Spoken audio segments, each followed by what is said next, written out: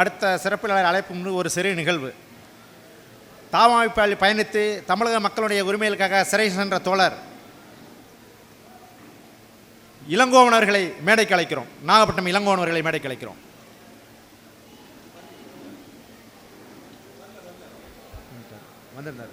நெய்வேலி கோவிந்தராஜன் அவர்களை மேடைக்கு அழைக்கிறோம். அவருக்கு சிறப்பு செய்ய தோழர் மலையரசன் அவர்களை அழைக்கிறோம்.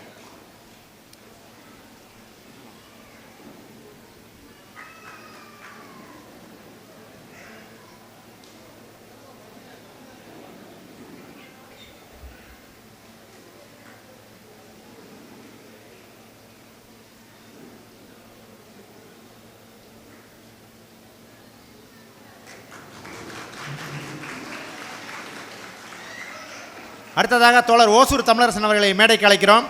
அவருக்கு சிறப்பு செய்ய தோழர் பகத்சிங் அவர்களை அழைக்கிறோம். தோழர் பகத்சிங்,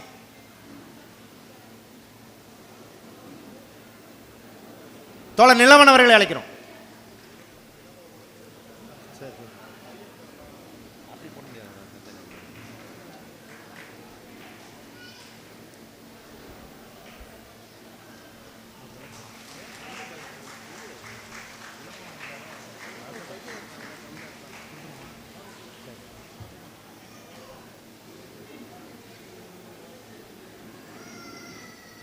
தோழர் நாகப்பட்டினம் இளங்கோவன் அவர்களுக்கு சற்று உடல்நிலை சரியில்லை. அதனால் அவர்கள் வீட்டில் இருக்கிற தமிழரசனை மேடைக்கு அழைக்கிறோம். அவருக்கு பொன்னாடை பொறுத்த தோழர் முத்து அவர்களை அழைக்கிறோம்.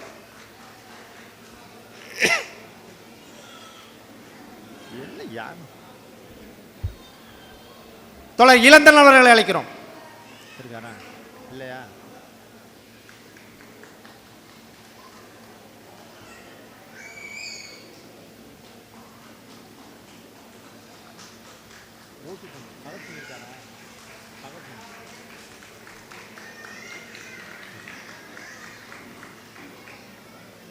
தோழர் ஓசூர் தமிழரசன் அவர்களுக்கு தோழர் ஆதி அவர்கள் சிறப்பு செய்வார்கள்.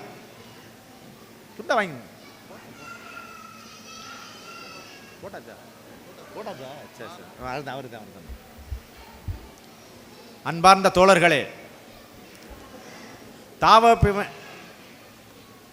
தமிழ்நாடு விடுதலை பெண்ணுடைய நடவடிக்கைகள் குறைந்து போய்விட்டது. இனி அது அவ்வளவுதான். தமிழ்நாடு உரிமைகளுக்காக பேசுவதற்கு இனி யாரும் இல்லை என்று நினைக்கின்ற நேரத்திலே கன்னடத்தில் மிகப்பெரிய நடிகராக இருந்த ராஜகுமாரை பிணையமாக்கி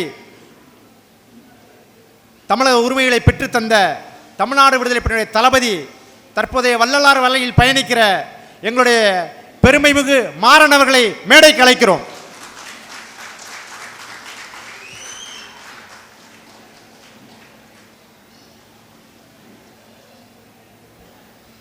அதற்கு சிறப்பு செய்ய மாநாட்டு குழு தலைவர் ஆதியும் தலைமை குழு உறுப்பினர்கள் அனைவரையும் அழைக்கிறோம்.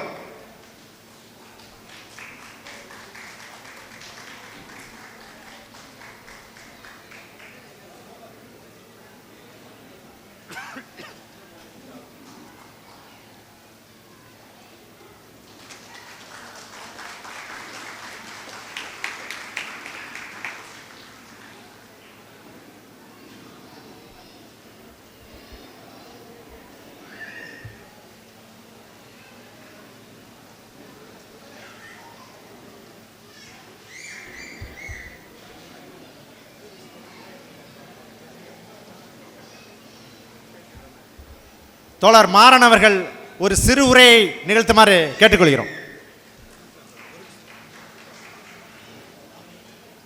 நான் ஏற்கனவே குறிப்பிட்ட மாதிரி தமிழரசன் தோழர் காவிரி அணையை அந்த உடைப்பதற்கான முயற்சி செய்து அதில் விட்டார். அடுத்து தோழர் லெனினோட சேர்ந்து நாங்கள் அந்த நிகழ்ச்சி கையில் எடுத்தோம். அதுவும் பின்தங்கி போச்சுங்க. சரி, மாற்று வழியாக என்ன செய்யலாம் அப்படின்னா, முதல்ல தண்ணி பிரச்சனையை விட அந்த மக்கள் பாதிக்கப்படக்கூடாது, அங்குள்ள கர்நாடகத்தில் தமிழர்கள் பாதிக்கப்படக்கூடாது, உடனடியாக ஒரு தீர்வை கையில் எடுத்து அந்த கலவரத்தை உருவாக்கக்கூடிய தலைவன் யாருன்னா நடிகர் ராஜ்குமார் தான். அந்த ராஜ்குமாரை தூக்கிட்டோம்னாக்கா அந்த கலவரத்தை நம்ம மக்கள் மீது தாக்குதல் தடுத்து நிப்பாட்டலாம். அப்படிங்கிறதுக்காக வேண்டி அண்ணன் வீரப்பனோட கைகோர்த்து அங்கே ஒரு 6 மாத திட்டத்தை நடவடிக்கை 6 மாதம் திட்டமிட்டு மிக கடுமையான ஒரு போராட்டத்தில் ராஜகுமாரை சிறைப்படுத்தி காட்டுக்குள்ளே வச்சுக்கிட்டு அதன் பிறகு நாங்கள் அரசோட பேச்சுவார்த்தை நடத்தினோம். அதில் முன்னணி தலைமை தோழராக இருந்தவர், வழி நடத்தியவர் எங்கள் அருமை தோழர் மாறன் என்பதை அவர் பேசுவார்.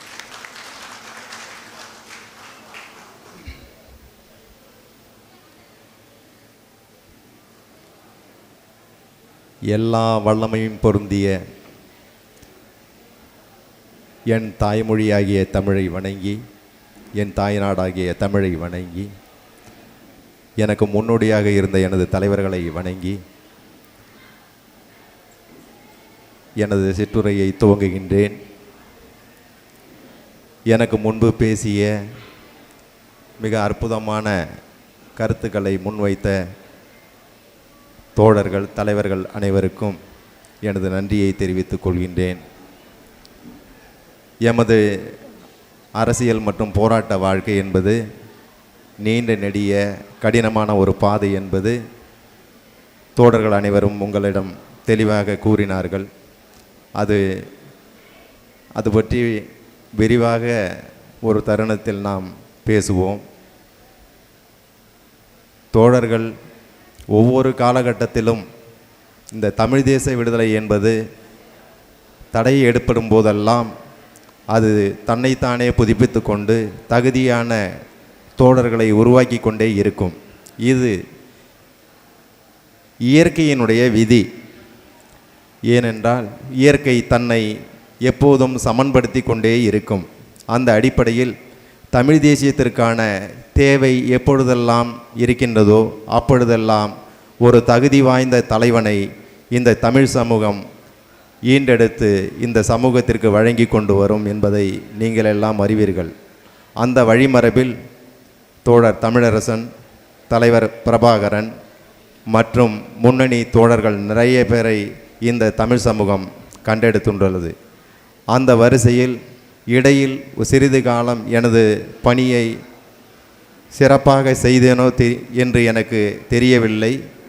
ஆனால் அதை ஆத்மார்த்தமாக உண்மையாக நேசித்து அந்த பணியை செய்து அதற்கான பலனை முழுமையாக அனுபவித்து அடுத்த கட்டமாக இளைய தலைமுறையாக இருக்கக்கூடிய தமிழ் தேசிய கட்சியை வழிநடத்தி கொண்டிருக்கக்கூடிய எமது அருமை தோழர்களிடம் அந்த பணியை நாம் விட்டு சென்றிருக்கின்றோம்.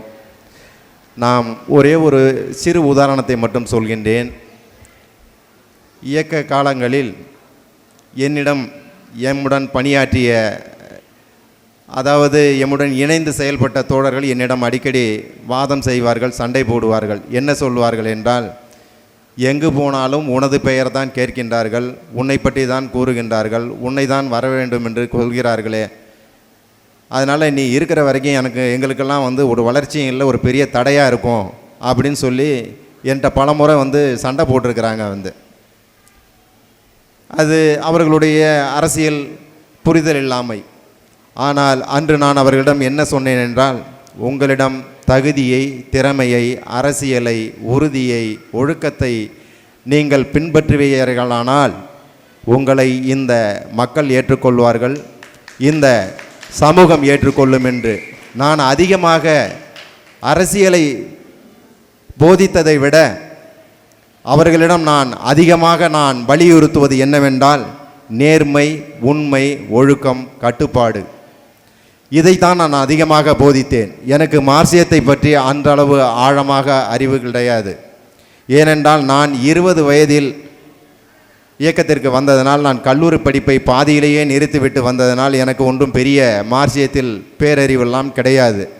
கற்றறிந்த அறிஞர்கள் நிறைய தமிழகத்தில் இருக்கிறார்கள். ஆனால் எனக்கு தெரிந்த ஒரே ஒரு அரசியல் தமிழ் தேசிய அரசியல். அதற்காக தம் உயிரையும் கொடுப்பது என்பதுதான் சரி என்ற அந்த லட்சியத்துடன் தான் நாம் பயணம் செய்தோம். அப்படிப்பட்ட சூழ்நிலையில் நமது தோழர்கள் என்னிடம் அந்த பிரச்சனையை அடிக்கடி முன்வைத்து சண்டை பிடிக்கும் பொழுது, அப்போது வேறு வழி இல்லாமல் நாம் அவர்களிடம் அதே மாதிரி ஒரு பதிலை சொன்னோம். இன்று நாங்களாகவே அந்த பணியை விட்டு கொடுத்து தமிழ் தேசிய கட்சியில் இயங்கிக் கொண்டிருக்கின்ற ஒரு அற்புதமான ஒரு இளைஞர் பட்டாளத்தை வழிநடத்தி இருக்கக்கூடிய அனைத்து தோழர்களுக்கும் பெயர் சொல்ல முடியல, நிறைய தோழர்கள் இருக்கிறீங்க.